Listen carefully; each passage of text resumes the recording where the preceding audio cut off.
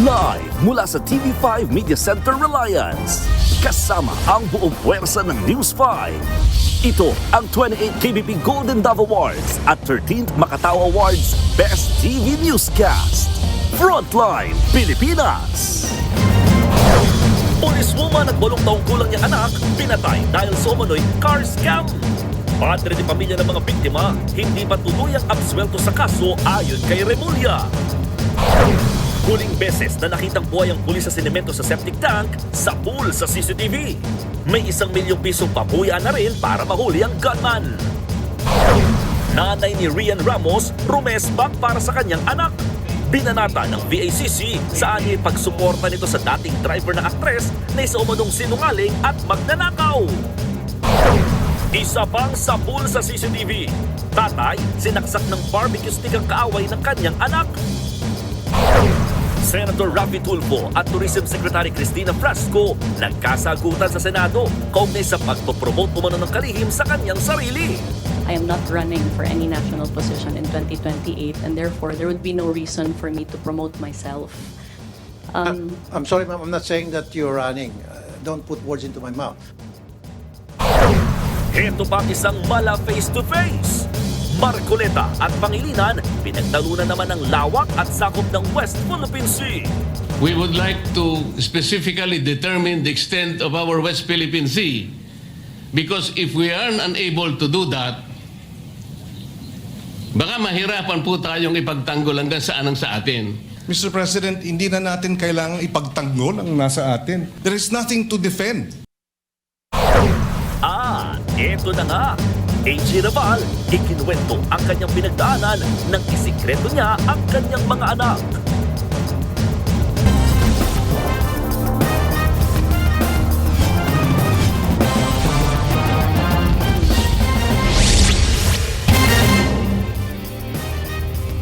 Patay sa pananaksak ang isang lalaki sa Rizal. Ang sandatang ginamit ng mga suspect, barbecue stick. Nasa frontline na balitang yan si Ian Suyu. Nagbugbugan ang 3 lalaking yan sa eskinita sa barangay Kaybuto sa Tanay Rizal noon lamang linggo. Ang lalaking nakaitim, pinagtutulungan na palang saksakin ng mag-amang nakaaway niya. Barbecue stick raw ang ginamit na panaksak. Napahiga pa ang 3 hanggang sa 2 tao na lang ang tumayo. Ang mga nakakita naman sa sakitan, walang magawa kundi manood na lamang. Lumalabas sa investigasyon na dati nang may alitan ang biktima at isang suspect. Yung anak, yung isang suspect natin na si alias Ulo, ay inutusan ni victim na ayusin ang kadena ng kanyang motorsiklo. Hindi nasunod yung kagustuhan kaya napagalitan itong si ating suspect. February 1, nagkita itong si ama ng suspect natin. Nagkaroon sila ng diskusyon at kung saan ay sinaksak naman na unang sumaksak itong biktima natin. Agad na isinugod sa ospital ang biktimang si Joel, subalit agad rin itong idineklarang dead on arrival dahil sa dami ng tinamong saksak. Agad namang tumakas ang mag-amang suspect. Nagtamo rin sila ng mga sugat sa katawan. Kalaunan, naaresto sa isang ospital sa katabing bayan ang tatay na suspect na si alias Jojo. Habang sa Pililya naman nadakip ang anak niyang si alias Ulo.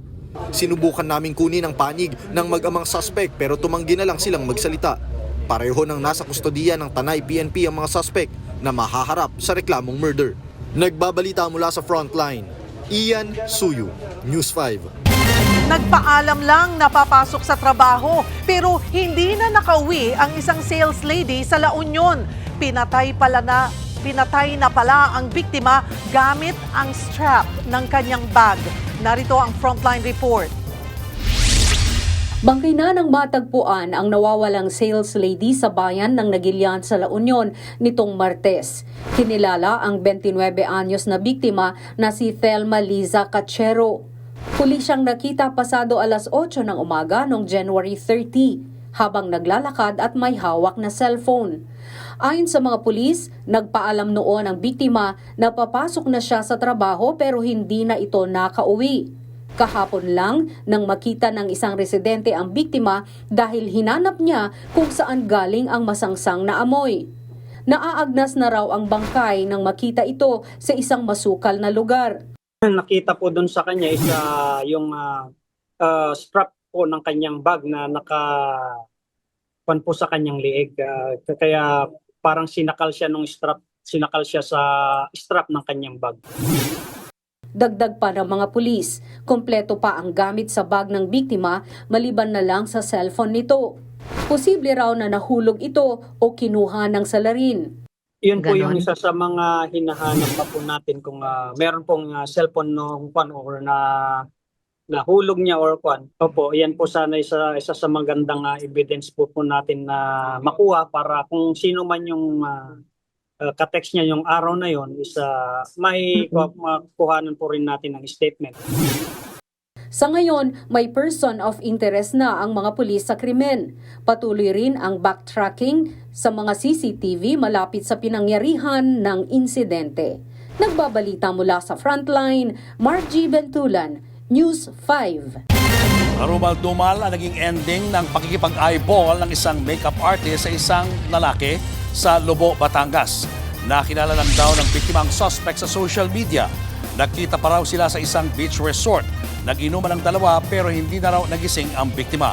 Kinagabihan, natagpuan na lamang ang biktima na nakahandusay sa tabing dagat at tad-tad na ng sugat na parang pinukpok umano ng malaking bato.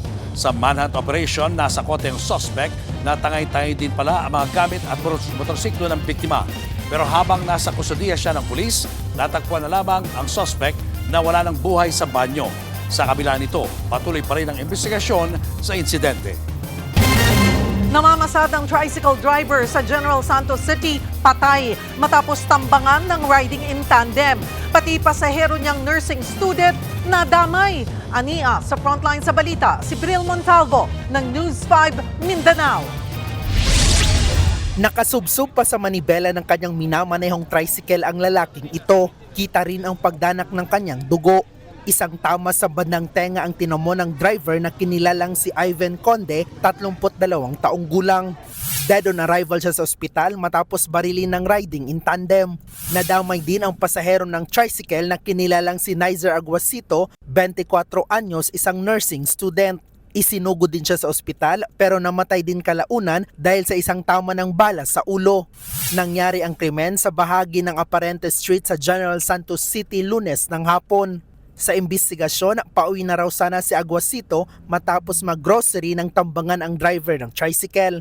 Ayon sa mga pulis, punteriya lang talaga si Conde at nadamay lang ang kanyang pasahero. Napag-alamang may warrant of arrest si Conde sa kasong panggagahasa sa isang minor de edad sa Sultan Kudarat noong 2017. Kaya isa ito sa tinitingnang anggulo sa pagpaslang sa kanya. Nakulong siya dati, pero yun pa tinitignan namin kung nakapost ba siya ng bail o anong motion ng ginawa, bakit siya nakalaya. Yun pa yung tinitignan namin na motibo doon sa kaso niya na rape, maaaring personal grudge or something retaliation.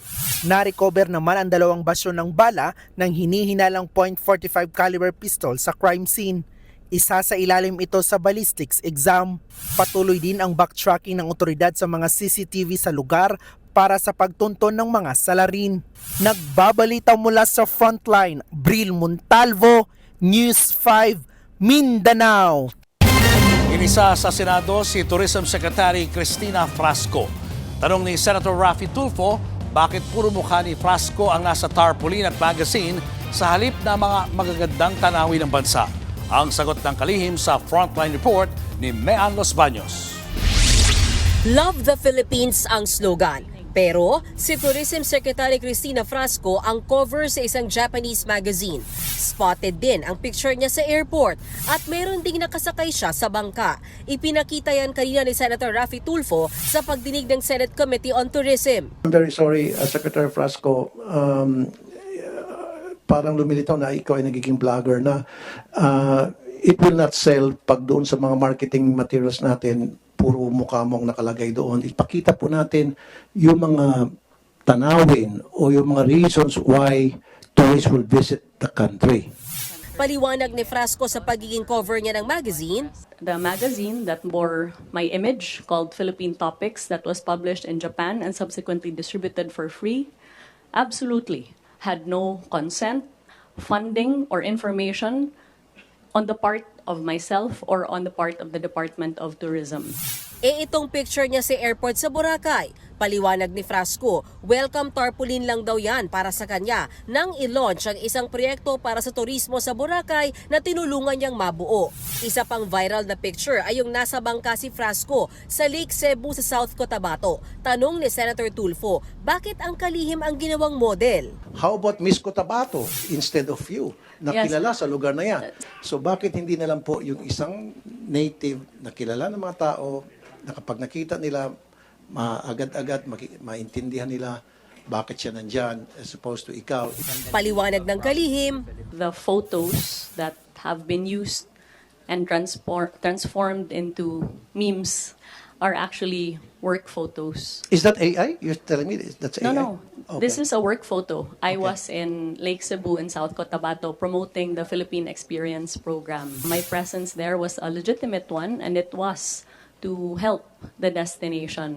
Giniit din ni Secretary Frasco na wala siyang rason para i-promote ang sarili. For any accusation of self-promotion would fall flat because I am not running for any national position in 2028, and therefore there would be no reason for me to promote myself. Sorry, ma'am, I'm not saying that you're running. Don't put words into my mouth. I'm not saying that. What I'm saying is, yung po nakakalata yung mga tao na parang pinopromote yung sarili mo for whatever reason. Now, also, ma'am, compared to other countries like Vietnam, Korea, Malaysia, Japan, hindi niyo po nakikita yung mukha ng mga secretaries ng Department of Tourism nila doon eh. Wala, never. If it is the pleasure of the senator that I no longer visit our destinations or that there be no coverage of the same, we can take that into serious consideration. Of course, ma'am, you can Yes. visit. Why not? But what we are saying here, ma'am, please, huwag mo i-promote yung sarili mo. Pag pupunta ko na sa isang lugar, kung ano yung... Sa huli, sinabi ni Frasco na handa siyang ipadala sa opisina ni Senator Tulfo ang mga nagawa ng DOT para sa turismo.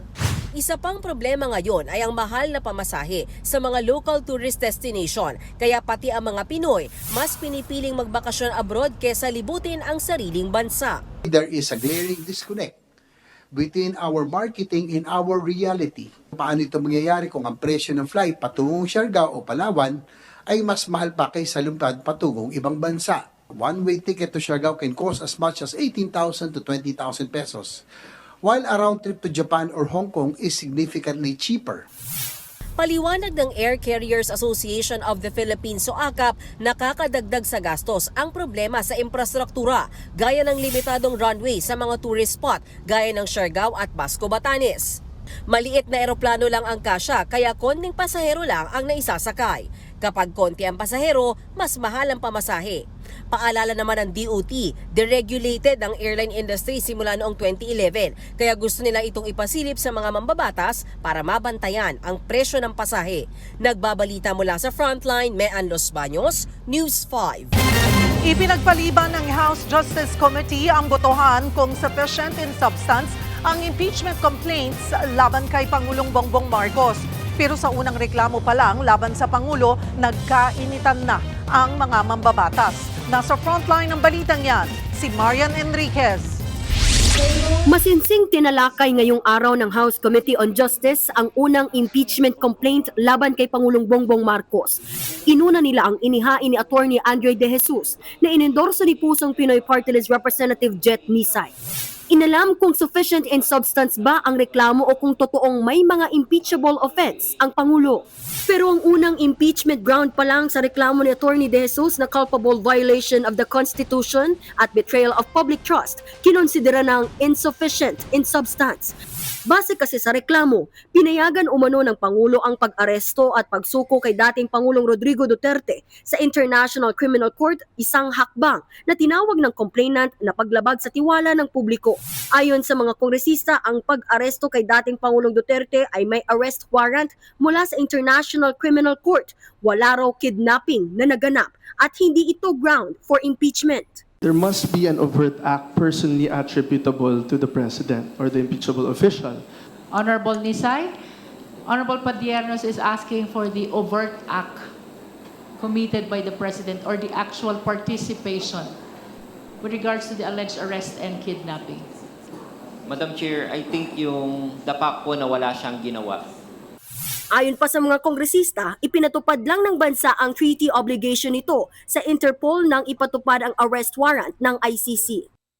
There's no impeachable offense. We all know that there's no kidnapping.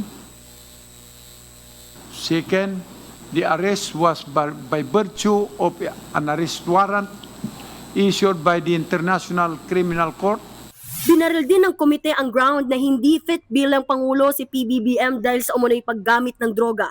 Ginamit kasing basehan ang pahayag ng presidential sister na si Senator Amy Marcos. Kaya sagot dyan ng mga kongresista, this is a clear example of not a recital of facts, but a conclusion of fact not based on any evidence. There is no evidence that the president is using drugs. Only statements of some persons. Senator Amy, the sister, admitted or alleged or announced that PBBM is a drug addict. Again, this is not a factual allegation but a conclusion that because Senator Amy admitted or announced that PBBM is an addict, then he must be an addict. sunod na tinalakay ang issue na bigo raw si PBBM na i-veto ang unprogrammed appropriations sa national budget. Pero sagot ng mga kongresista, hindi minamandato sa konstitusyon na i-veto ng Pangulo ang unprogrammed appropriations. Ayon pa kay Cagayan de Oro Representative Rufus Rodriguez, kailangang ipakitang may probisyon sa saligang batas na nilabag ang Pangulo rito. Hindi rin kumbinsido ang mga kongresista na impeachable offense ang alegasyong pagbuo ni PBBM ng Independent Commission for Infrastructure para pagtakpan umano ang kanyang mga kaalyado sa flood control scandal. Ipinagpabukas ng komite ang botohan kung sufficient in substance nga ba ang reklamo. The chair is in receipt of request to do the voting on the sufficiency in substance of Jesus' complaint, but we will be voting on this tomorrow afternoon. Bukas din tatalakayin ang inihaing impeachment complaint ng Grupong Bayan at Makabayan Bloc. Ayon sa palasyo, nirerespeto ng Pangulo ang proseso. Ang sabi lang niya ay nandiyan ang proseso at kung anong proseso, igagalang niya. Nagbabalita mula sa Frontline, Marian Enriquez, News 5. Sa ibang balita, magbibigay ng 1 milyong pabuya ang PNP sa sino man makapagtuturo sa gunman na pumatay sa pulis na natagpuang sinimento sa septic tank. Inilabas na rin ng PNP ang kuha ng CCTV sa Paumaril. Nasa frontline ng balitang yan, si Mon Gualvez. 6 na sunod-sunod na putok ng baril ang maririnig sa video na ito. Kuha ang CCTV malapit sa terminal ng tricycle sa Barangay Mohon sa Malolos, Bulacan. Base sa video, bandang 10:40 ng umaga nang marinig ang mga alingaw-ngaw ng baril. Ang mga tricycle driver nga sa terminal tila napabalikwas. Matapos niyan, 2 lalaki ang lumabas mula sa bahay kung saan narinig ang putok ng baril. Kuha ang CCTV noong January 24, birthday ni Police Staff Sergeant Renato Casaway Jr. at ang araw din na bigla siyang nawala. Huli siyang nakita ng kanyang misis matapos niyang magpaalam na pupunta siya sa bahay ng kanyang asset. Makalipas ang 1 linggo, isang bangkay ng lalaking sinimento at tinambakan ng basura ang natagpuan sa septic tank. Tadtad ng tama ng bala ang katawan at naaagnas na. Ang bangkay, nakumpirmang si Kasaway. Lumalabas sa investigasyon na target talagang patayin ng pulis. May operation si Kasaway na nag-result sa 50 grams na parang kasama sa operations nitong Salamat. So, ang words nung sa mga inquest sabi, nagiging problema na to. So, ayun na naging motivation doon. Yung masyado nang malapit sa knowledge of the syndicate si Kasaway, ay gumawa na sila ng paraan para patayin si Kasaway dahil masyado na malapit. Nauna nang naaresto ang 4 na sospek, kabilang ang isang pulis na di umunoy kinuwentuhan ng gunman sa nangyaring krimen. Inaresto natin siya for his concealment. Accessory siya doon sa krimen. Na kung dapat hinaresto niya na nung 24, dapat arrested na natin yung gunman. Nakakahiyaman, pero ang sabi niya sa amin, hindi niya inaresto dahil natakot daw siya. 7 pa ang tinutugis sa pagpatay, kabilang ang mismong gunman. Inabot ng 6 na araw bago natagpuan ng mga otoridad ang bangkay ng biktima. Hindi raw sana aabot ng halos 1 linggo kung nakipagtulungan lang sana ang unang pinagsumbungang pulis. Damay rin sa kaso ang mga tricycle driver na nakarinig ng mga putok ng baril pero walang ginawang aksyon. Narinig nila, pati yung pagputok, but wala silang ginawa because nandyan din sila, mga taga dyan sila. So makita mo dito yung conspiracy to conceal yung cadaver. Naglabas na ang DILG ng 1 milyong pisong pabuya para sa makapagtuturo sa gunman. Hindi na nagpaunlak ng panayam ang mga kaanak ni Kasaway. Sa ngayon, na-cremate na rin ang kanyang labi. Nagbabalita mula sa Frontline, Mon Gualvez, News 5. Itinuturing na raw na case closed ang pagpatay sa babaeng pulis at 8 taong gulang niyang anak. Ang mag-asawang suspect sangkot umano sa car scam at biniktima nila ang babaeng pulis sa pinatay. Nagbabalik, Simon Gualvez. Case closed nang itinuturing ng DILG at ng Philippine National Police ang pagpatay kina Police Senior Master Sergeant Diane Marie Mollenido at 8 taong gulang nitong anak magtatatlong linggo mula nang huli silang makitang buhay. 4 na sospek ang hawak ng mga pulis sa kaso.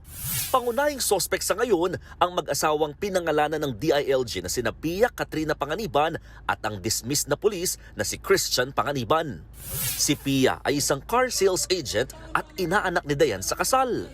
Arestado rin ang umano'y striker na tauhan ng mag-asawa na si Hill Valdemoro D. Jr. Una nang idininihil ang mag-asawa sa krimen, bagamat itinuro din siya ni Pia. Sumuko na rin ang kapatid ni Christian na si Maribel Panganiban na kasama umano sa naglinis ng ebidensya. Itinuturing namang person of interest ang dating mister ni Diane na si Police Senior Master Sergeant John Mollenido na idinawit din ni Pia sa krimen. Base sa investigasyon, na biktima ng car scam si Diane. May pinabibili kasing sasakyan ng biktima sa mag-asawang Pia at Christian. Nakapag-down na raw si Diane ng 550,000 pesos. At para makadagdag pa sa perang pambili ng bagong sasakyan, ipinabenta raw ng biktima ang luma nitong MPV sa halagang 450,000 pesos. Ang naturang halaga ang tinitignang motibo sa pagpatay na nangyari sa mismong bahay ng mag-asawang sospek sa Novaliches, Quezon City. Parang pinag-interesan yung 450,000 na presyo ng Innova na binibenta. Nabili na kasi, bibigyan niya yung pera kay Dayan, hindi na binigay. Imbes ibigay sa kanya yung pera, binalil siya. Ang problema, mukhang na-estafa rin ang biktima. It turned out, non-existent po pala yung Montero. So, pwede nating isipin na siguro nagalit siguro. So, itong mag-asawa, they have a string of cases, estafa cases. So, talagang gawain na nila. And it appears na parang may plano sila talagang gawin yung bagay na yun. Lumalabas din daw na nadamay lang sa pagpatay ang 8 taong gulang na anak ng pulis na kasama niya noon. Kasi pinatay na yung nanay, ando doon yung bata. Hindi naman kasama dapat talaga yung bata sa transaksyon binidbit lang na nanay. Parang nakaplano na talaga na papatayin yung nanay. Pinatay na rin yung bata. Ginapos ang ulo ng plastic bag at namatay dahil sa pananakal. Ang masaklap, isinakay daw ng mag-asawang labi ng mga biktima sa kanilang sasakyan at isinama rin ang kanilang mga anak na babiyahe sana pa Baguio para mamasyal.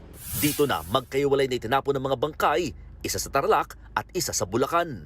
Merong psychopathic criminal tendencies talaga kasi walang konsensya. Paano mo madadali yung anak mo sa participation of the crime? Diba? Anong klaseng utak ka na meron? Anong klaseng puso ka na meron? Na pati anak mo, sasama mo sa disposal and sa prosecution of the crime. Samantala, nasa restrictive custody ng NCRPO ang dating mister ni Dayan bagamat iniatras na ng kaanak ng biktima ang kaso laban sa kanya. Paglilinaw ng DILG, hindi pa siya lusot sa investigasyon. Una, pinili niya makremate kaagad yung asawa niya. With yung clothes, yung clothes na namatay siya. Pulis siya, dapat alam niya yun. Pangalawa, nung interview, parang wala siyang remorse. Imagine mo, anak mo namatay, hindi ka naiiyak, wala kang, parang baliwala sa kanya. Nagbabalita mula sa Frontline, Mon Gualvez, News 5. Patay sa pamarilang isang tricycle driver sa Dasmariñas, Cavite. Ang suspect matagal na raw niyang kakilala, pero biglang tinapos ang buhay ng biktima ng dahil lamang sa titigan. Nasa frontline ng balitang yan si Gary De Leon. Agad binalot ng pulang tela ang lalaking ito na bigla na lang humandusay. sa Barangay Datu Esmael sa Dasmariñas, Cavite kahapon. Tulong-tulong ang mga residente para dalhin siya sa moske. Kinilala ang biktima na si alias Ricky, isang tricycle driver. Naglalakad lang daw siya nang makasalubong si alias Moises, 27 anyos. Nagkatitigan daw ang dalawa. Maya-maya, nagkaasaran na. Yung in-approach ni suspect, si victim, nagtatalo sila. Parang nagkaroon ng para sagutan ba? Tapos bigla na lang bumunot to si suspect, binaril niya to si victim. Tapos nung nakahiga na daw, inulit niya pa ulit. Pininis niya ba? Agad nagkasana manhunt operation ng mga pulis at natunto si alias Moises na nagtatago sa isang bahay. Tinangka pa rin itong tumakas. Siguro nung itong suspect na nakita na madami kami nandoon, kasi pati community ng Muslim brother doon, tumulong. So siguro masusukol na to si suspect. Lumabas sa isang bahay, nalakbo uli. So na-identify na namin na sundan. May mga mobile patrol kami sa labas. Matagal na raw magkakilala ang dalawa at malamang daw na meron na ring naging alitan. Hindi na natagpuan ang baril na ginamit ng suspect pero wala siyang lusot sa kasong murder. Nagbabalita mula sa Frontline, Gary De Leon, News 5.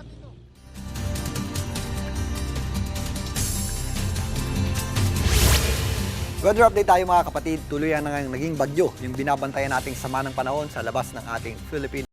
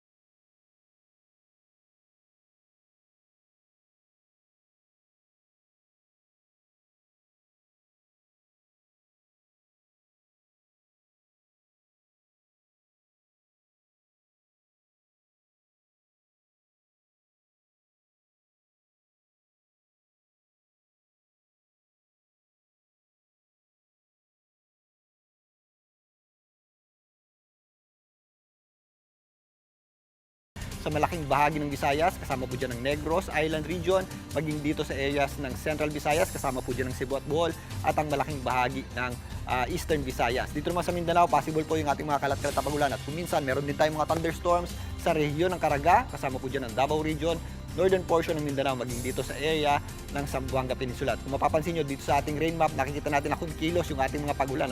Lalapit po yan dito sa ating landmass o kalupaan as early as Thursday at magpapatuloy na po yung ating pagulan habang tumatawid po itong ating binabantayang sama ng panahon, yung ating posibleng tawaging bagyong Basyang sa darating na weekend. So meron tayong mga possible na malawakang pagulan na maaaring idulot nito.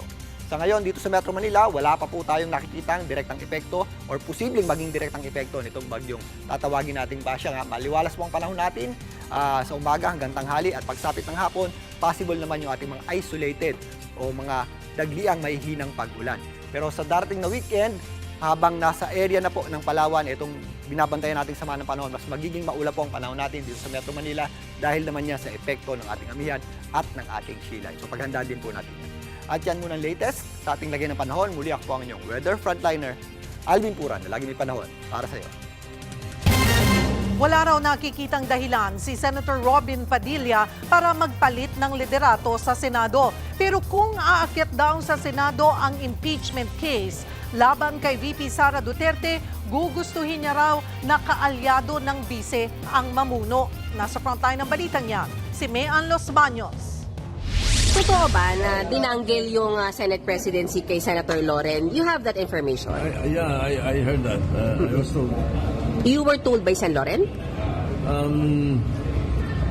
Yes. Talaga? Mismong si Senate President Tito Soto ang nagkumpirma na may mga kumilos para patalsikin siya sa pwesto. Inalok daw ang posisyon ng pagiging leader ng Senado kay Senator Loren Legarda. Nagkausap daw sila ni Senator Loren nung isang araw, pero ayaw nang idetalye ni Senate President Soto ang mga nakalap niyang impormasyon. What exactly happened, SP? Actually, I'd rather not dwell into it already. Ayoko lang kapag-usapan yung mga... Kasi they were merely talks. Pero inalok yung Senate presidency kay Sen. Loren. That's what I was told. Sinabi ba ni Sen. Loren kung anong naging response po niya? Pinakamaganda, sinabi niya hindi siya interesado. Sa kabila niyan, solid daw ang suporta ng majority bloc sa liderato ng Senado. Hindi delikadong lumipat ng bakod si Sen. Loren kasi solid ba siya sa inyo? Oo naman. Ang buong majority namin very solid. As a matter of fact, baka mga dalawa sa mga hindi namin kasama dati, baka mapasama ko Sabi naman ni Soto, may matagal na silang nakakausap mula sa minorya na maaring lumipat sa kampo ng mayorya pero hindi na niya ito pinangalanan. Tinawag namang malisyoso at sadistic ni Senate President Pro Tempore Ping Lacson ang kinakalat daw ngayon na kwento na si Legarda pa raw ang nagboluntaryo para mag-recruit ng mga susuporta para maging Senate President siya. Nang makausap naman si Legarda, matipid ang sagot niya sa issue. May kumakausap daw sa inyo, ma'am? Ang daming kumakausap sa akin araw-araw. Ako. Lahat naman kinakausap ko. Teka. Thank you, ha. Pag-isip ko yung tinanong ko kasi nabasa ko yung news. Ang tanong, sino kaya ang nag-alok kay Legarda na maging Senate President? From minority bloc. From minority? Kahapon lang sinabi ni Senate Minority Leader Alan Peter Cayetano na tuloy-tuloy naman talagang pag-uusap ng mga taga-minority bloc kaugnay sa mga issue sa Senado at sa direksyong tinatahak nito. Pero sinabi rin niya na wala silang numero para patalsikin si Soto. Si Senator Robin Padilla na taga-minorya, wala naman daw nakikitang dahilan sa ngayon para magpalit ng liderato. May usap ba ng pagpapalit ng leadership? May gusto kayong ibang Senate President? Mas marami akong iniisip na iba. Hindi ako... Neophyte lang ako. Ano naman ang alam ko dyan sa ganyan? You see the need to change leadership? Okay naman ako. Wala naman ako masasabi sa ngayon sapagkat ako'y busy. Sa totoo lang. Pero siyempre, mga usap-usapan na ganyan, hindi naman nawawala yan. Andyan na yan eh. Pero ibang usapan daw pag umakyat sa Senado ang impeachment case laban kay Vice President Sara Duterte. Maaring yan daw ang pagkakataon na gugustuhin ni Padilla na magpalit ng liderato ang Senado. Gusto kasi niya na taga-minorya ang mamuno sa Senado para manguna sa paglilitis sa impeachment ng Vice Presidente. Ay siyempre. Bakit po? Hindi naman siguro kailasan man sa inyo. Ayaw ko ng impeachment. Hindi ba obvious? Siyempre, kailangan... Sana, inshallah, God willing. Pro-bayan. But supportive of VP Sara? Of course. Yun yung gusto niya maging SP, just to be clear po. Wala na tayong plastikan. Nagbabalita mula sa Frontline, Mean Los Baños, News 5. Wala pa raw na pag-uusapan tungkol sa pagsasanib puwersa ng administrasyon at oposisyon sa 2028 elections ayon kay Senator Risa Ontiveros. Anya, maaga pa para sabing magkakaroon ng alyansa. Wala pa rin daw kumakausap sa oposisyon mula sa kampo ni Pangulong Bongbong Marcos. Sakaling matuloy, kailangan daw itong pag-usapan at pag-isipang mabuti, lalo't magkakaiba raw sila ng nakaraan. Nagugat ang usaping yan ng palutangin ni dating Senador Antonio Trillanes na magsasanib puwersa o mono ang mga kakamping at ang Administrasyong Marcos Jr. para talunin si Vice President Sara Duterte sa susunod na national elections. We need the President's camp in order to slay the Vice President's candidacy in 2028. It would require, if that possibility arose and approached us, it would require a lot of thinking and talking among us first. I can't say yet now whether those of us who consider ourselves opposition would say that the president's camp qualifies. It would be part of the conversation about if that possibility arose and approached us, it would be part of that conversation about, are there common values? Showbiz, eto na nga! Mga kapatid, eto na nga ang mga umaarangkadang showbiz balita ngayong Martes. Sa pambihirang pagkakataon, lumabas sa isang interview ang non-showbiz girlfriend ng aktor na si Joshua Garcia. Sa online show ni DJ Chacha na From the Heart, ikwinento ni Emilienne Vigier na 3 years na po silang magkarelasyon ni Joshua. Si Emilienne ay half Pinay, half French. Isang businesswoman, golfer at content creator. Sa ipa ni Emilienne, malaking bagay sa kanilang relasyon na panatilihin itong pribado. At ang susi daw dyan ay do not share in public. Para kay Emilienne, very mature, real and low-key ang relationship nila ni Joshua. Nire-respeto raw kasi nila ang isa't isa. At dahil nga parte ng showbiz si Joshua, may prangkang sagot si Emilienne sa issue ng selos. Wala ka nang pinagsaselosan? No. Oo. I think manhid na ako at this You're point. very Like, work is You're work. very confident. Eto pa nga, super in love ngayong Love Month. Si America's Got Talent Season 20 winner Jessica Sanchez. All because of her baby Eliana. So come give me a call and we'll fall into us. Halos apat na buwan na po ngayon ang kanyang baby girl. Ipinagbubuntis ni Jessica si Eliana nang sumabak siya sa America's Got Talent. Bilang bagong mommy, ibinahagi rin ng Phil-Am singer ang kanyang postpartum experience. At para po sa mga gaya niya na dumadaan din sa season na ito, paalala po ni Jessica, give yourself time, give yourself grace. Napapanood sa weekend trip ng TV5 ang AGT Season 20 tuwing Sabado, 9:15 p.m. Susunod, ngayong tinuturing ng case closed ng pagpatay sa babaeng pulis at 8 taong gulang niyang anak. Ano nga ba ang motibo ng suspect sa krimen? News 5 exclusive. Pambubugbog sa isang lalaki sa Bulacan sa pool sa video. Ang biktima na pagtripan lang daw. At AJ Raval naging emosyonal ng ikwento kung paano niya isinigreto ang kanyang mga anak. Abangan ang lahat ng yan sa pagbabalik ng Frontline Pilipinas.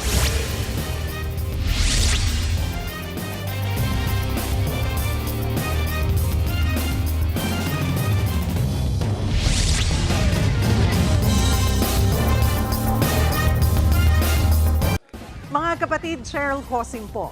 Maging maalam at may pakialam sa mga napapanahong issue at headlines. Mag-follow at mag-subscribe na sa social media pages ng News 5.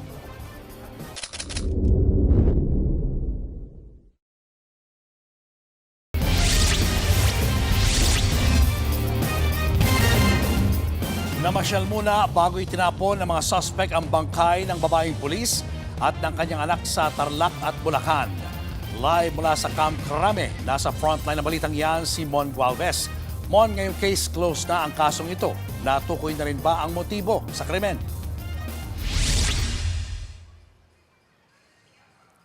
Yes, Julius, all accounted na raw ang lahat ng mga suspect, maging yung mga posibleng may kinalaman sa pagpatay kina Police Senior Master Sergeant Diane Marie Mollanido at 8 taong gulang nitong anak.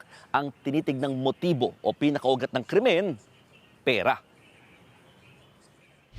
Hapon noong January 18, nakuna ng CCTV ang pagpunta ng pamilya ng car sales agent at ang asawa nitong dismissed na pulis sa isang motel sa Fairview, Quezon City para matulog.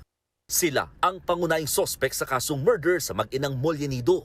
Lumalabas sa investigasyon, dyan isinakay ang labi ni na Police Senior Master Sergeant Diane Mollanido at kanyang 8-year-old na anak na si John Ismael. Ang masaklap dyan, Isinama ng mga sospek ang kanilang 3 anak. Dito, magkaiwalay nilang itinapon ang mga bangkay. Isa sa Tarlac at isa sa Bulacan bago babiyahe pa sana pa Baguio para mamasyal. Makikita pa sa CCTV na tila naglalaro pa ang mga bata nang bumaba ng sasakyan. Dumiretso rin daw mag-anak sa Pansol, Laguna bago bumalik ng kanilang bahay. Nauna na itong itinanggi ng babaeng sospek at sinabing sinasaktan at nasiset up siya sa paratang. Pero git ng PNP, case had been referred already to the proper forum, nandiyan na sa piskalya, and yan ay uusigin na po. Meron siyang pagkakataon to defend herself. case closed na ang kaso ng pagpatay sa mag-inang Mollenido. Sa halagang 450,000 ay pinatay ang mag-ina. Ayon sa aming investigasyon, considered case closed na to. January 16, huling nakita sina Dayan at John Ismael na umalis ng kanilang bahay sa Taguig. Sa report, pumunta silang Novaliches, Quezon City para makipagkita sa car agent para sa planong pagbebenta ng kanilang MPV. Ang car agent na si Pia Katrina Panganiban, inaanak ni Dayan sa kasal. Pero mula noon, hindi na umuwi ang mag-ina. Makalipas ang 3 araw, January 19, inireport ng dating asawa ni Dayan na si Police Senior Master Sergeant John Mollenido na nawawala ang kanyang mag-ina. Makalipas pang 5 araw, natagpuan ang bangkay ni Dayan sa isang creek sa Pulilan, Bulacan. May tama siya ng baril sa ulo. Sunod niyan, January 29, nakita naman ang bangkay ng kanyang anak sa isang taniman ng kalamansi sa Victoria, Tarlac. Balot na balot ng plastik mula ulo hanggang paa ang bangkay ng bata. Madaling araw naman noong January 30, naaresto ng Special Investigation Task Group ng NCRPO ang 3 sospek na pumaslang sa mag-ina. Kabilang dyan ang car agent na si Pia. Kasamang dinampot sa kanilang bahay sa Novaliches, Quezon City, ang asawa nitong si Christian Panganiban, isang dismissed na pulis. Arestado rin ang tauhan ng mag-asawang sospek na si Hil Valdemoro D. Jr. Nakuha kay Hil ang cellphone ng pulis na si Dayan. Habang nakuha naman sa mag-asawang sospek ang nasa 100,000 pisong cash. February 1, nang mapaulat na dinala sa Quezon City Police District ang padre de pamilya dahil kabilang siya sa mga persons of interest. Pero nilinaw ng abogado nito na nakikipagtulungan lamang ang kanyang kliyente. Kahapon, umakyat sa 4 ang mga sospek matapos sumuko ng isang babae. Nakonsensya raw siya sa nangyari sa mag-ina. Julius, inilarawan ni DILG Secretary John Vic Remulla na maituturing daw na slam dunk case itong kaso nga ng mag-inang Mollenido dahil sa tibay daw ng mga ebidensya, mga forensic examination, maging yung mga testimonya ng mga saksi. At isinasailalim pa sa forensic examination din yung mismong cellphone naman ng biktima para makakuha rin daw ng mga karagdagang impormasyon patungkol sa nangyaring krimen. Julius. Mon, klaruhin ko lang, habang nagro-road trip ba ang pamilya, alam ba ng mga bata na may bangkay sa kanilang sasakyan? Tama, klaruhin natin yan, Julius, no? Ang sabi ng mga pulis at ng DILG, matapos daw mangyari ng krimen, isinakay nila yung 2 labi ng mga biktima sa loob ng kanilang sasakyan at isinama yung kanilang mga anak, 3 ito, ages 10, 8, and 6 years old. Papunta sana daw sila ng Baguio pero bumalik at di na tumuloy. Dito na nila binagsak yung mga katawan ng mga biktima sa Tarlac at sa Bulacan bago sila dumiretso naman doon sa isang motel sa Fairview, Quezon City, Pansol, Laguna bago umuwi ng kanilang bahay. At sa lahat ng biyaheng ito, kasama ang 3 anak ng mga sospek. Ang isa nga daw doon ay kalong-kalong pa nung babae. Julius. Ano kaya ang plano, Mon, doon sa mga bata? Meron bang magpoproseso sa kanilang mga pinagdaanan? O actually, wala raw kaalam-alam, no? Tingin ng mga pulis, walang kaalam-alam itong mga bata sa nangyaring krimen dahil nung mangyari daw mismo yung pagpatay sa bahay nila, nasa kwarto raw ang mga ito. At the same time, nung ibiniyake at nag-road trip nga nila, technically parang road trip yung ginawa ng pamilya, wala daw alam yung mga bata na merong bangkay doon sa likod ng kanilang sasakyan. Sa ngayon, nasa pangalaga raw ng mga nearest kin ng pamilya itong 3 bata na pawang anak ng mag-asawang suspect. At kasama rin dyan, yung pagsusunod siguro dito in terms of psychological capacity ko sa kasakaling na may epekto ito nangyari nito sa kanilang malaman nila na nakakulong ngayon ang kanilang mga magulang. Julius. Maraming salamat, Mon Gualvez. Wanted ang grupo ng kalalakihan na bigla na lang nambugbog sa isang lalaking patawid lang ng kalsada sa Bulacan. Tingin naman ng biktima, iba talaga ang punteriya ng mga suspect at napagtripan lang siya.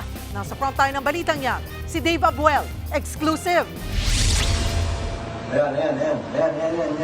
Sakay ng kolong-kolong ang grupo ng kalalakihang yan nang mahagip ng CCTV sa bahagi ng Barangay San Pedro sa San Jose del Monte, Bulacan nitong Sabado. Nasa unahan ng grupo ang isa namang nakamotor. Pagdating sa bahagi ng Purok 7, biglang huminto ang nakamotor nang tila makita ang lalaking target na patawid noon ng kalye. Pagdating ng mga nakakolong-kolong, biglang baba ng 4 na lalaki sa kanilusob ang target. Pinagsusuntok ng 2 sa mga lalaki ang biktima. Tumigil lang at sumibat ang grupo nang lumapit na para umawat ang kapitbahay. Humandusay na sa bangketa ang biktima. Sinubukan pa siyang itayo pero lupaypay na ito sa matinamong suntok. Agad na dinala sa ospital ang biktima na nagtamo ng mga pasa sa muka, sugat sa siko at bukol sa ulo. Iniinda ng biktima ang bukol dahil sa pagkakabagsak nito. Nakararamdam pa rin siya ng pagkahilo. Tingin ng biktima na pagkamalan lang siya ng grupo. Sa napagtripan, baka may kahawig ako na kaatraso nila kasi wala akong natandaan na kaatraso ko kahit sinong tao eh. Matapos ang insidente, agad daw ipinablatter ng mga kaanak ng biktima sa barangay ang nangyaring pambubugbog. Patuloy pa raw ang barangay sa pagtukoy ng pagkakilanlan ng mga lalaki. Inaalam din nila ang posibleng motibo sa pananakit. Medyo malabo rin po kasi yung mga muka. Base po doon sa CCTV nakuha sa Purok 7. Baka po na pagkamalan lang. Plano na ng kaanak ng biktima na i-report sa pulisya ang insidente. Mensahe nila sa grupo, sana magpakita kayo, lumutang kayo lahat na nanakit sa kuya ko. Lumantad kayo. Nagbabalita mula sa Frontline, Dave Abuel, News 5. Showbiz, eto na nga! Mga kapatid, eto na nga. Emosyonal na isiniwalat ni AJ Raval ang pinagdadaanan niya bilang ina sa mga panahong hindi nila mailantad sa publiko ang mga anak nila ni Aljur Abrenica. Sa online interview sa kanya ni Tony Gonzaga, sinabi po ni AJ na gusto na nilang ma-celebrate naman ang milestones ng kanilang mga anak in public. AJ is now a mom of 5. 3 anak nila ni Aljur, habang ang 2 ay from her previous relationship.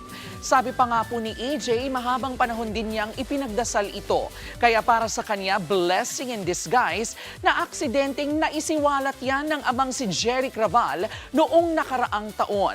Sa ngayon, happy sina AJ at Aljur na hindi na kailangang itago ang mga anak. Maayos din daw ang relasyon ng mga bata sa mga anak ni Aljur kay Kylie. Susunod, driver ng dump truck na disgrasya matapos makatulog habang nagmamaneho. No work, no pay sa Senado at Kamara, isinusulong ni Presidential son Sandro Marcos. At Alex Ayala, wagi agad sa Abu Dhabi Open. Yan at iba pa sa pagbabalik ng Frontline Pilipinas.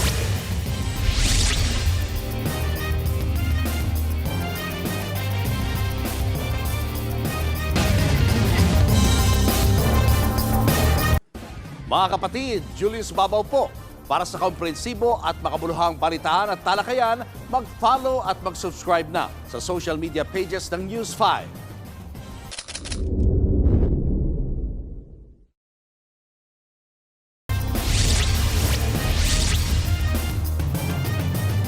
Kinwestiyon ng ina ng aktres na si Rian Ramos ang pagtulong ng isang grupo sa dati niyang driver. Hanggang ngayon, iniimbestigahan pa rin ng NBI ang salaysay ng driver na sinaktan umano ni Ramos at ng mga kaibigan nito. Nasa frontline ng balitang yan, si Gio Robles.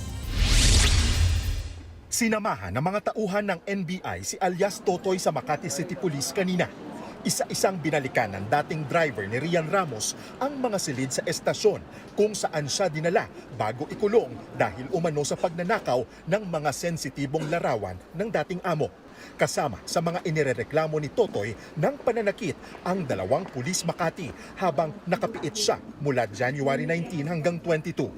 Nauna nang ikinwento yan ni Totoy sa kanyang sinumpaang salaysay sa NBI. Matapos ang pag-iikot, bigo si Totoy na ituro ang 2 pulis Makati na kanyang dinadawit sa reklamong torture at illegal detention laban kina Rian Ramos, Michelle D., Samantha Panlilio at 2 pang bodyguard.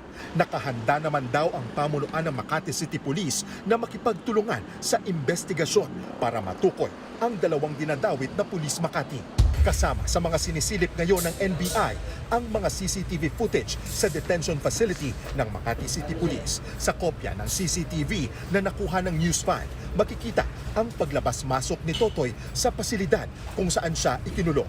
Ilang beses inilabas sa pasilidad si Totoy, lalo na noong isinailalim siya sa inquest. Kalaunan, na-dismiss ang reklamong qualified theft laban sa kanya noong January 22.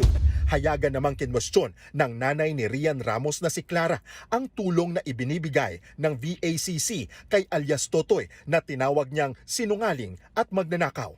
Hindi raw niya maintindihan kung bakit binibigyan ng plataporma ang dating driver ng anak na ayon sa kanya nagpapakalat ng hindi beripikadong impormasyon. Mariing kinundina ni Mrs. Ramos ang umano'y sistematikong paninira kay Rian. Masakit daw bilang ina na makitang niyuyurakan ang pagkatao ng anak sa social media. Hindi raw ito deserve ng kanyang anak. Iginiit naman ni VACC President Boy Evangelista na naiintindihan niya ang mga patutsada ng nanay ni Ramos. Paliwanag pa ni Evangelista, wala pang abogado sa ngayon si Totoy kaya VACC daw muna ang tumutulong sa kanya. Ang mandate namin is to assist victims of injustice. Lumapit sa amin, sa office namin.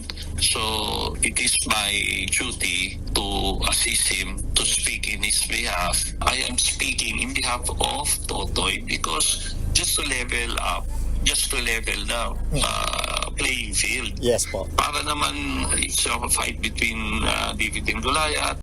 Handa naman daw makipagtulungan sa mga otoridad ang beauty queen na si Samantha Panlilio. Ayon sa kanyang mga abogado, kampante sila na maibabasura rin ang reklamo ni Totoy laban sa kanila.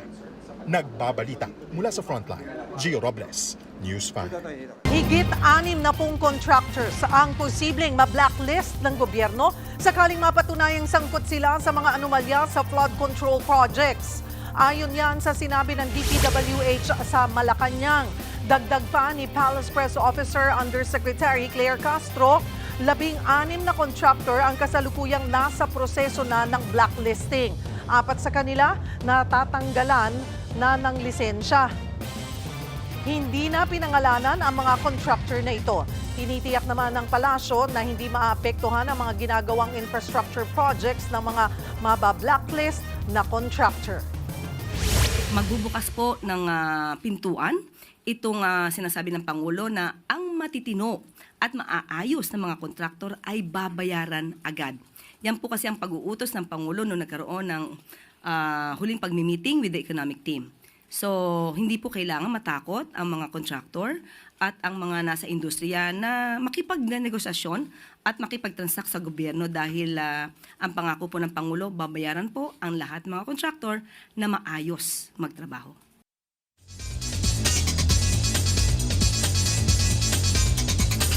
Balik sa winning ways si Alex Ayala sa Abu Dhabi Open. Pinataob ng Pinay tennis star ang kaibigan niyang pambato ng Turkey na si Zeynep Sönmez sa score na 6-4 at 6-3. Pasok na si Alex sa round of 16 ng tournament. Ito na ang pangatlong pagkakataong natalo ni Alex si Zeynep. Sunod na makakalaban ni Alex si Alexandra Sasnovich ng Belarus sa susunod na round.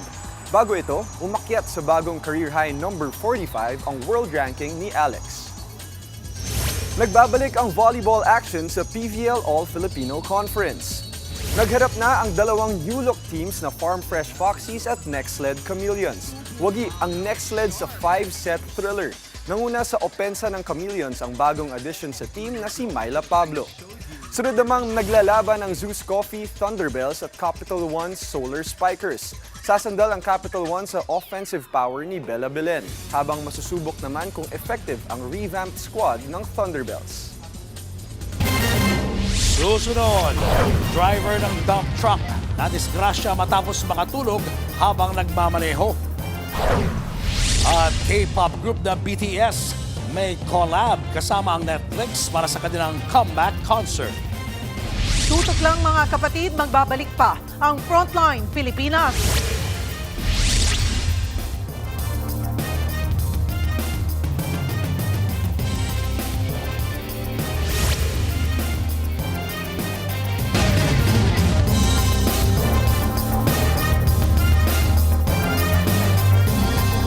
Mga kapatid, Jervy Wrightson po. Eto na nga. Para sa latest showbiz news at iba pang K-alaman, mag-follow at mag-subscribe na sa social media pages ng News 5. Sugatan ang driver at painante ng isang truck matapos madisgrasya sa Quezon City. Ang dahilan, nakaidlip umano ang driver habang bumabiyahe. Yan at iba pa sa Frontline Balita ni Nina Ongpauco. Wasak ang harapang bahagi ng truck na ito matapos araruhin ang mga concrete barrier at poste sa Commonwealth Avenue kaninang madaling araw. Galing Pampanga ang truck at papunta sana ng Rizal para kumuha ng graba. Sa lakas ng pagkakabangga, dumiretso ito sa pagitan ng pader ng MRT-7 at isang heavy equipment.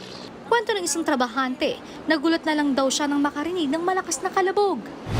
Nakatayo po ako dyan kanina sa may tapos biglang biglang pumasok, hindi ko po napansin.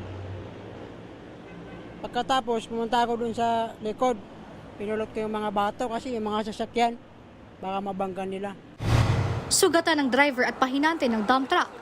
Ayon sa mga rescuer, nakaidlip ang driver ng dump truck kaya na-aksidente. Sa Makati City, tumagilid ang closed van na ito sa southbound lane ng EDSA Buendia. Kwento ng driver ng closed van, bigla raw siyang siningitan ng isang motorsiklo kaya kinabig niya ang manibela, dahilan kaya tumagilid ang sasakyan.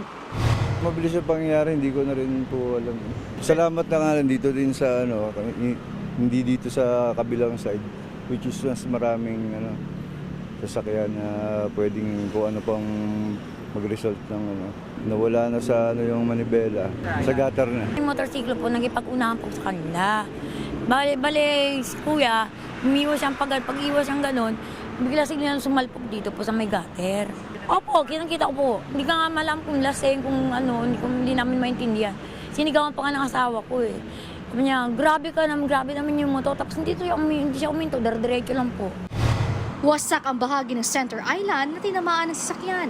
Ligtas naman ang driver bagamat iniinda niya ang pananakit ng braso. Habang nasugatan sa braso ang isa sa dalawang pahinante ng closed van. Tumagal ng halos 2 oras bago na ialis ang humambalang na closed van. Patuloy pang iniimbestigahan ang aksidente. Nagbabalita mula sa Frontline, Nina Ongpauco, News 5. 2 araw nang nagkakainitan sina Senador Rodante Marcoleta at Kiko Pangilinan. Ang ugat niyan, ang sukat ng West Philippine Sea. Nasa frontline ng balitang yan si Mobile Journal, Merimon Reyes. Commodore Tariela po ba ginawan ng caricatures or effigy yung mga heads of state ng Vietnam, ng Malaysia, at iba pang karatig bansa?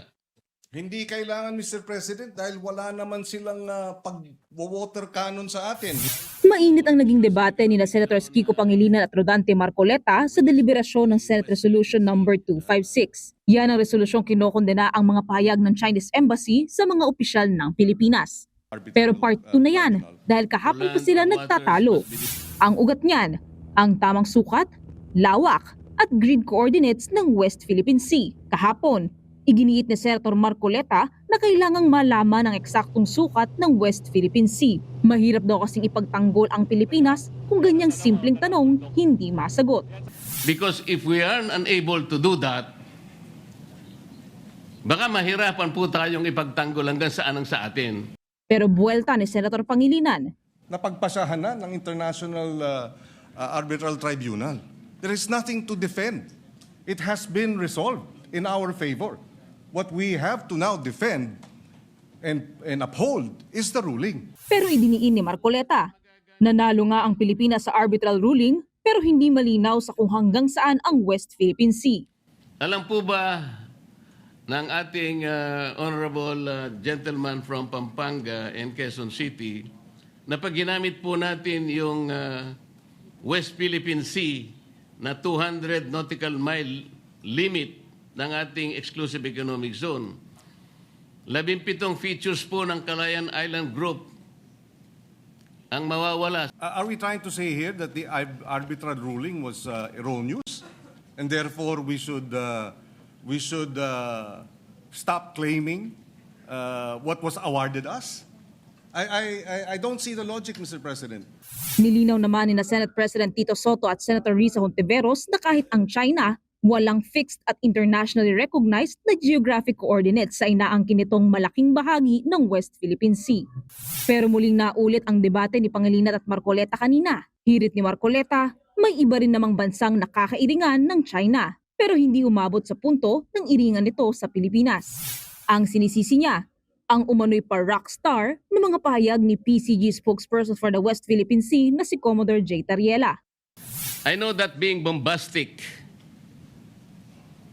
Tariela earns him likes and makes him probably feel like a rock star, Mr. President. I know national anger sells newspapers. I know mindless patriotism wins. Pero sagot sa kanya ni Pangilinan, The least that we should do as a Senate is rally behind our Department of National Defense. bukas didesisyonan ang kahihinatnan ng resolusyon. Pero hindi lang sa Senado nagkakainitan sa issue ng West Philippine Sea, kundi pati sa House Plenary kahapon. Diretsahan itong tinumbok sa privilege speech ni Minority Floor Leader Congressman Marcelino Libanan. This is not a defense of China, nor a retreat from our sovereign rights. This is an honest call for discipline, propriety, and adherence to the standards required of public officials under our laws. Patriotism is not measured by how loudly we speak, but how responsibly we act. Wala siyang pinangalanan, pero sinita niya ang paggamit ng caricature ni Chinese President Xi Jinping na siyang ginamit ni Tariela sa isa niyang presentation sa isang university lecture. Buwelta naman dyan ni Cagayan de Oro Representative Rufus Rodriguez. I am insulted that a member of this Congress will stand up in favor of China. Madam Speaker, J. Tariela is doing his job as spokesman of the Philippine Coast Guard. Banta niya pa, ipapa-ethics niya si Libanan pag di nito inatras ang kanyang privilege speech. Pero di nagpatinag si Libanan.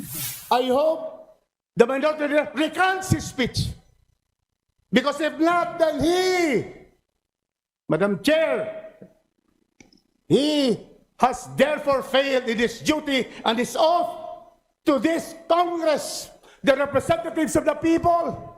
Ako po ay nire-request na mag-withdraw ng aking privilege speech. Hindi ko po i-withdraw po yan.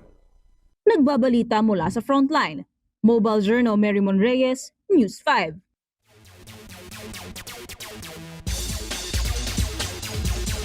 Maglalaro sa bansang Cambodia si Alas Pilipinas star setter Owa Retamar. Pumirma na si Retamar sa Visakha Volleyball Club. Maglalaro ang team sa 4th National Volleyball Championship. Sa isang statement, sinabi ni Retamar na napili niyang maglaro muna sa ibang bansa para mas ipakilala ang Philippine men's volleyball sa international scene. Main setter ng Alas men's team si Retamar. Parte siya ng squad na nagwagi ng silver sa 2019 SEA Games at bronze sa 2025 SEA Games. Magiging bagong head coach naman ng Alas Pilipinas Women ang Thai national na si Tai Bundit. Kinumpirma yan ng PNVF President Tony Boy Liao sa ulat ng Philippine Star. Ipapa-aproba pa raw ito sa board sa meeting sa Huwebes. Papalitan ni Coach Tai ang Brazilian na si Jorge De Brito. Hindi na rin bago sa Philippine volleyball scene si Coach Tai. Pinangunahan na niya ang ilang team sa UAAP Spikers Turf at PVL. Nakatatlong championship pa siya sa Creamline Cool Smashers. Showbiz, eto na nga! Mga kapatid, eto na nga ang Dynamite event para sa mga minamahal nating armies. Hindi po ito fake love. Totoo na ang collab ng BTS at Netflix. Mula po sa Seoul,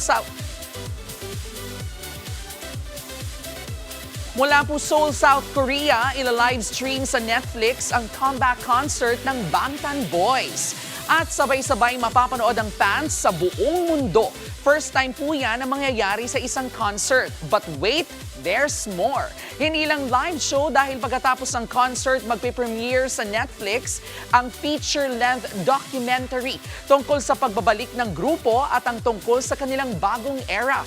Abangan din ang pasabog na BTS comeback sa March 27 ngayong taon. Ito pa nga, matapos ang 2 dekada, the icons are back on the runway. Who is this? Do you know her? Do I know her? I'm Andy Sachs. Andrea. She was one of the Emilys. One of the what? Sa sequel nga po ng 2006 blockbuster film na The Devil Wears Prada, tila baliktad na ang kapalaran para sa famed fashion designer na si Miranda Priestley, played by Meryl Streep.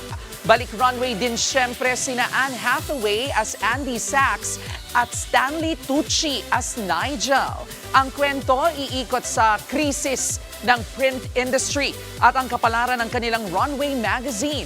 Nasa kamay ng dating assistant at ngayon power executive ng si Emily, played by Emily Blunt. Ipapalabas na sa mga sinihan ang The Devil Wears Prada 2 sa May 1. Am I having a hallucination? Hi, Emily.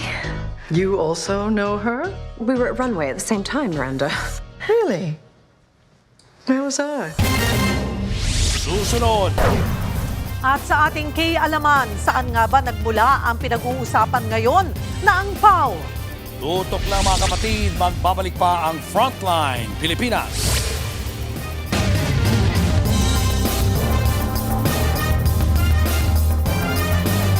Mga kapatid, Cheryl Cosing po. Maging maalam at may pakialam sa mga napapanahong issue at headlines. Mag-follow at mag-subscribe na sa social media pages ng News 5.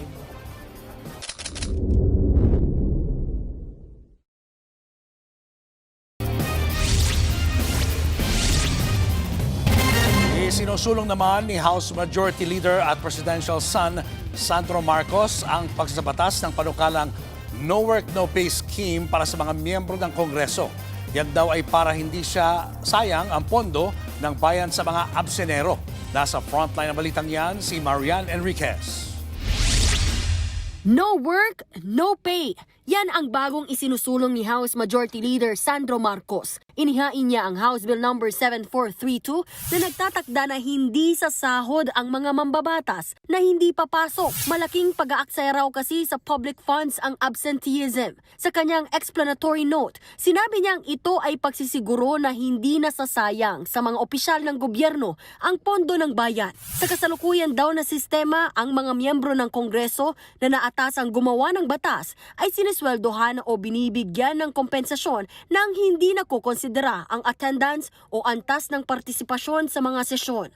Napupuna daw tuloy ng publiko ang kakulangan ng public accountability at pag-aaksaya ng buwis ng bayan. Naniniwala naman ang palasyo na maganda ang panukalang no work, no pay ni Congressman Sandro. Pero paglilinaw ni Yusek Castro, hindi pa nagkausap ang Pangulo at ang kanyang anak tungkol dito at hindi raw makikialam si PBBM sa usaping ito. Kung pag-uusapan po in general, maganda po ito dahil po para malaman naman nila na ang mga taong hindi nagtatrabaho ay hindi naman dapat na makinabang sa pondo ng bayan. Pero muli, inuulit natin ang sinabi ng Pangulo, hindi po niya saklaw ang paggawa ng batas. Bagamat wala pang kahalintulad na panukala na inihain sa Senado, una nang sinabi ni Senate President Pro Tempore Ping Lacson na pag-aaralan nila kung maaaring suspendihin ang pagpapasahod kay Senator Bato de la Rosa. Dahil hanggang ngayon, no-show pa rin ang senador sa mga sesyon ng Senado. November 11, 2025, nagsimulang umabsent ang senador. Nang umugong ang balitang pinaaresto na siya ng International Criminal Court kaugnay ng madugong drug war noong Administrasyong Duterte. Nagbabalita mula sa Frontline, Marian Enriquez, News 5. Naaliw ang volleyball fans sa mala-anime na eksena featuring Yuji Nishida. Biglang dumapa at nag-slide si Yuji papunta sa isang female judge sa isang all-star event sa Japan. Nagsorry siya dahil natamaan niya ng bola ang judge habang naglalaro sa serving challenge. Tinawag yan ng fans na Apology of the Year. Mala-anime character din daw ang style ng pagsusori ni Yuji. Si Yuji ay team captain ng Osaka Blue Team at parte rin ng Japan men's volleyball team. Yan muna ang latest sa Frontline ng Sports. Ako po si Diego Dario.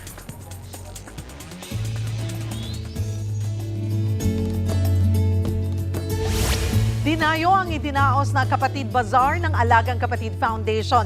Ang good news, higit 60,000 pesos po ang naliko mula sa ibinentang pre-loved items na dinonate ng kapatid anchors at hosts.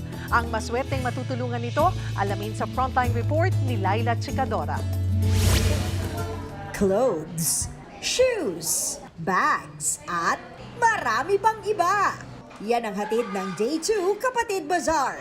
Kung kahapon para lang sa mga empleyado ng TV5 at Launchpad Building, ngayong araw para na yan sa publiko. Kaya naman dinayo ito ng mga solid kapatid natin. Gaya na lang ng mag-asawang Herbert at Marilyn na nag-road trip pa mula Canlubang, Laguna.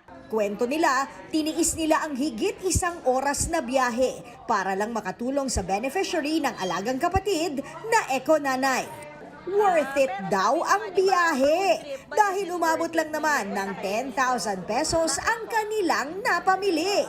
Medyo nakatipid, masaya at kahit pa paano nagkaroon din ng experience kasi first time ko pong pumunta sa ganitong bazaar. Si Hazel naman, nag-flex na agad ng nabiling designer bag na nagkakahalaga ng 4,900 pesos.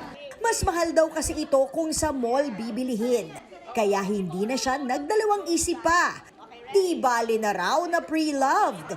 May star value naman from its first owner na si kapatid anchor Ces Drilon. Siyempre, para sa foundation to So, para sa akin, hindi yung pera hindi ako nawalan ng pera. Ginamit ko na agad kasi sobrang ganda niya talaga. Umagay siya sa akin. Higit 60,000 pesos ang kabuoang nalikom ng Alagang Kapatid Foundation mula sa mga ibinentang pre-loved items na dinonate ng kapatid anchors at hosts sa kanilang ikalawang Kapatid Bazaar. Ang nalikom para sa embroidery machine ng beneficiary na Eco Nanay. Grupo ito ng single moms, mga nanay na dumanas ng matinding krisis sa buhay, at mga ina ng mga biktima ng drug war. Nabigyan sila ng kabuhayan sa pamamagitan ng pagtatahi ng mga basahan, upcycled maong bags, sombrero at marami pang iba. Para yung ating mga eco-nanay naman ay makapag-level up na sila talaga ng kanilang mga pangangailangang makina. They're on their 5th anniversary itong taon na to, so medyo nag-age na rin yung kanilang mga gamit. Kailangan nating i-level up naman yung iba. Nagbabalita mula sa Frontline, Laila Chicadora, News 5. Mga kapatid, malapit na po ang Chinese New Year at lately, trending online ang isang bagay na very Chinese, ang angpao. Sa China, ang tawag dyan ay hongbao, isang pulang sobre na may dalang wish para sana magkaroon ng masaganang taon. Pero bakit nga ba pula ang angpao? Hindi lang po yung pampaswerte kundi panakot sa mga masasamang espiritu ayon sa sinaunang paniniwala. Eto, alam nyo bang hindi talaga sobre ang angpao? Mga bariyang may butas ito na tinatalian ng sinulid at saka isinasabit. Ginagamit po yan pamprotekta sa mga bata laban kay sway. Isa po yung masamang espiritu na pinaniniwala ang nagdudulot ng sakit at kamalasan. Kaya ang original name ng perang nasa loob ay Ya Sui Tian. Literal na ibig sabihin yan ay perang pantaboy sa malas. Ito pa, hindi po lahat pwedeng magbigay ng angpao. Tradisyon na ang may asawa o nakakatanda ang nagbibigay at ang bata o single ang tumatanggap. Meron din pong rules na sa paglalagay ng pera sa angpao. Bawal po ang number 4 dahil tunog kamatayan yan sa Chinese. Pinakaswerte naman ang number 8 na katunog naman ng salitang yaman sa Chinese. At mas maswerte raw kapag bago ang pera. Kaya nga po sa China, mahaba ang pila sa bangko bago mag-Chinese New Year para lang sa malutong na perang papel. Tandaan nyo rin po mga kapatid, hindi binubuksan ng angpao sa harap ng nagbigay. Respeto na po iyan. Pero ngayong modernong panahon, digital na raw ang angpaw at naka-QR code na. Mga kapatid, ano man ang laman ng angpaw na matatanggap mo, wala po iyan sa halaga kundi nasa blessing. Na gaya ng K Alaman ay K Yamanan. K, okay. Susunod, sanggol na hindi maipagamot ng mga magulang pumanaw na. Ngayon, problema naman ng mag-asawa kung paano siya ililibing. At pambansang kamao Manny Pacquiao kakasuhan ng internet personality na si Francis Leo Marcos dahil binastos umano si Mommy D. Yan at iba pa sa pagbabalik ng Frontline Pilipinas.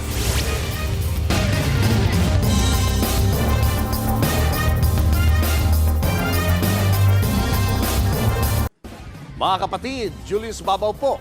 Para sa komprehensibo at makabuluhang balitaan at talakayan, mag-follow at mag-subscribe na sa social media pages ng News 5. Namatay sa patong-patong na sakit ang isang sanggol sa Agusan del Sur. Ngayon, problema naman ang kanyang mga magulang ang pagpapalibing. Nasa frontline na balitang yan si Mobile Journal, Yeda Pascual. 2 buwan pa lang si Baby J nang may tumubong bukol sa kanyang ulo. Nang ipasuri, nalamang hydrocephalus pala ito. Pero hikahos ang mga magulang kaya hindi siya naipagamot. Yun nga lang habang tumatagal, ayon sa concerned citizen, lumalala pa ang kondisyon ni Baby J. Need na po niya ng oxygen araw-araw po sa kanyang katawan po. Masakit po yung ulo niya, yung tiyan niya, lagi po siyang namumutla. Parang nahihimatay po yung bata daw, sabi ng mga magulang. Nang maipatingin na siyang muli sa doktor, nalamang may isa pang malubhang sakit si Baby J. Yan ay cancer sa tiyan, dahilan ng pagsusuka niya ng dugo. Nitong January 29, tuluyan na siyang binawian ng buhay. Hanggang sa lamay, ramdam ang hirap ng buhay ng kanyang mga magulang. Nakiburol sila sa tiyahin ng bata, wala ni bulaklak o kape para sa mga bisita. At ang mas malaking problema, Sa Wednesday po, ililibing sana si Baby J. Kaso po wala po silang sapat na pera para panglibing ng bata. Sana po ay matulungan po ninyo ang mga magulang ni Baby J po sa pangangailangan ng kanyang burol at libing. nagbabalita mula sa Frontline, Mobile Journal, Yeda Pascual.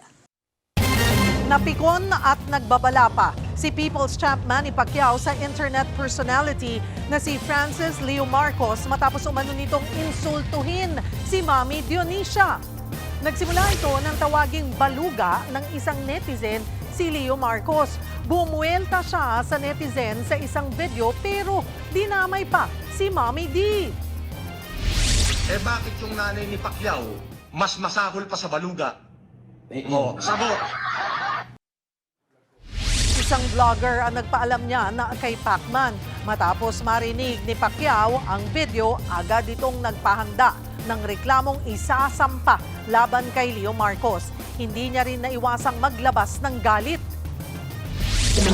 Ako na, nagkukontrol din ako nung narinig ko yung pati mama ko. Gaganyanin niya, hanggat at as much as possible, makontrol ko sarili ko. Kung hindi, delikado na ata. Pag pamilya ko nang masangkot, tandaan mo yan.